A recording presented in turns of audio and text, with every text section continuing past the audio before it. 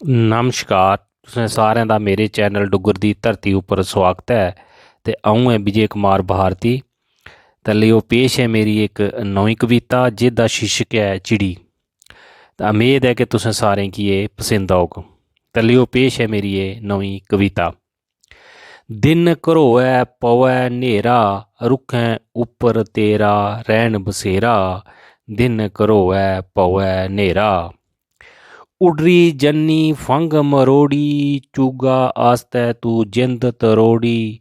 टालियें च लाई आलड़ा, इक इक कक्ख तो जोड़ी। बड़ा मड़िये हौसला तेरा, दिन घरोऐ पवै न्हेरा। रुक्खें उप्पर तेरा रैह्न बसेरा। लग्गै लो तेरा शोर पवै, बोलना प्यारा गीत बजोऐ। निक्के निक्के गिल्लू पाले, चुंजा पकड़ी चूग ढोऐ। निक्का देआ वजूद ऐ तेरा, दिन घरोऐ पवै न्हेरा। रुक्खें उप्पर तेरा रैह्न बसेरा। माह्नुएं कोला तू बड़ी चंगी, नेईं खन्नी तू कुसै शा मंगी। बड़ी मुश्कल कन्नै चूग थ्होऐ, नी कुसै गी दस्सनी तू तंगी।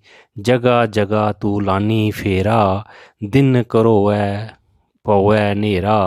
रुक्खें उप्पर तेरा रैह्न बसेरा। सारें गी तू लग्गनी प्यारी, सूरत तेरी बड़ी निहारी। पंखड़ू तेरे रंग बरंगे, जागदी रैह्नी रात ध्याड़ी। अक्खीं उप्पर काला घेरा, दिन घरोऐ पवै न्हेरा। रुक्खें उप्पर तेरा रैह्न बसेरा। कुसै गी तू दुख नी दसदी, हर बेल्लै तू रैह्नी हसदी। नी दुख बमारी भाखी, खुशियें कन्नै रेहां तू बसदी। भारती मनै च सोचै बथेरा, दिन घरोऐ पवै न्हेरा। रुक्खें उप्पर तेरा रैह्न बसेरा।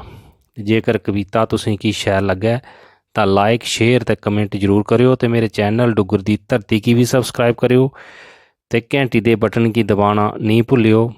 जै हिंद, जै डुग्गर, जै मां डोगरी।